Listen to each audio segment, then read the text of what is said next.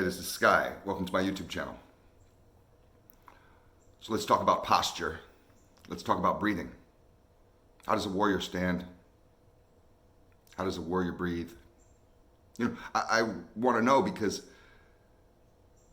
it's important to be able to navigate through our day, through our week with strength and not be working against ourselves, especially if we have anxiety. You go around all day worried about shit, stressing about shit that hasn't happened yet, overthinking stuff from the past, feeling insecure,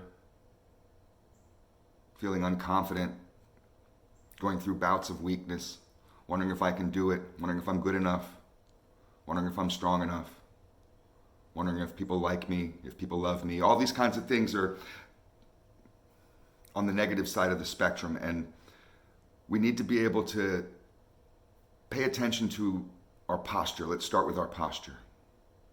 How you stand. How do your shoulders fall? Is your back slumped over? A lot of people, I observe people, a lot of people slump their shoulders over naturally, arch them forward. Their heads can drop forward.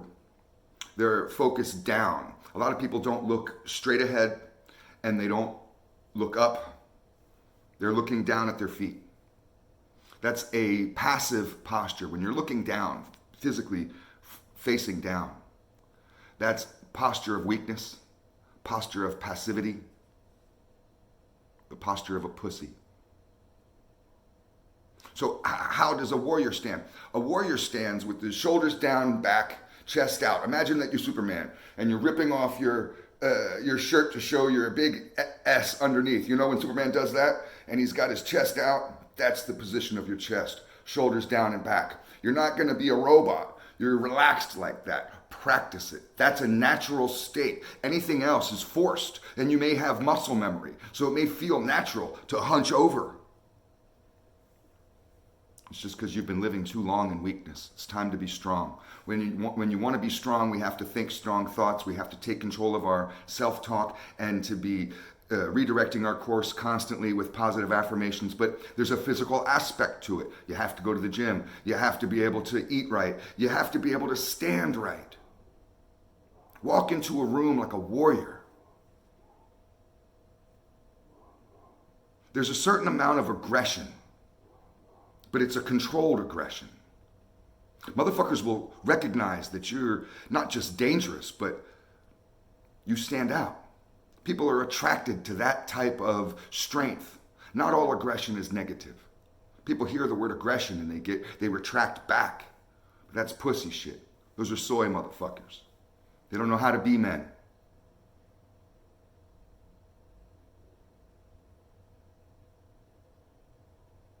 Posture will help your mindset. That's why I constantly correct my posture all day long. This is a problem for me, and that's why I'm talking about it. I'm a notoriously bad posture. I can find myself hunched over. That's a position of depression. I fight depression. So I don't want to trick my body and to trick my mind into thinking that I'm depressed, even if I'm not.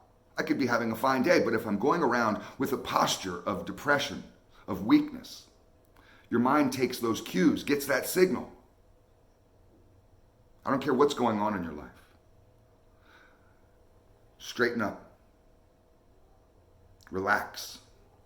Part of this is breathing, so let's get on to breathing. We talk about posture. Have good posture. It will do you right in all areas of your mental health and in your life. But let's talk about breathing now. Most people don't pay attention to their breathing. You know, there's a few different types of breathing, and there's that shallow breathing just through your nose with your mouth closed. Those are real shallow inhales and exhales. You know, people don't usually breathe like that, deep in and out breaths through their nose. But you can find yourself sitting for hours at a time, maybe at work, maybe when you're studying, who knows, whatever you're doing, watching TV, your mouth closed, real shallow little in and out breaths through your nose. You're not giving your mind enough oxygen. You're not providing your body with enough oxygen. You're not putting enough oxygen in your bloodstream. You wonder why you're tired a lot. You may not be breathing properly. Breathing also is tied in with our anxiety. We can have induced anxiety through improper breathing. Mouth breathers can be this way. A lot of fat people are mouth breathers. They just don't know how to breathe right.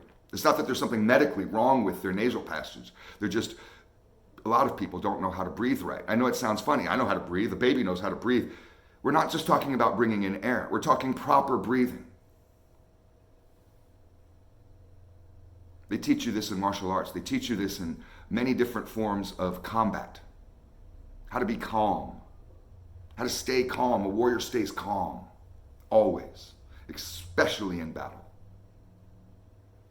These freak out bitch motherfuckers, and believe me, I've been one of them. Overact, rip your shirt off, act like you're the toughest, meanest, baddest motherfucker in the world, particularly in a confrontation, scream and yell and stomp around and lose your fucking mind. People think that's strength. That's why they do it. I used to think that was a display of alpha strength. It's not. It's bitch shit.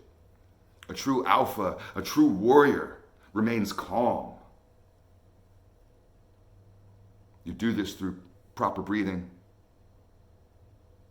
mouth breathing. That's quick, short breaths. You're not really getting air down into your stomach. You're not getting it into your mind, into your brain. This is anxiety inducing. You could sit there with bad posture and poor breathing and wind yourself up, depressed and panic attacks. You don't even know why. Because your brain is taking these cues. You're sending the wrong messages. So the proper way to breathe is in through the nose, out through the mouth. This is how a calm breath is.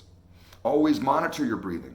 Notice just when you're doing your work, when you're driving, when you're hanging out, whatever it is you're doing.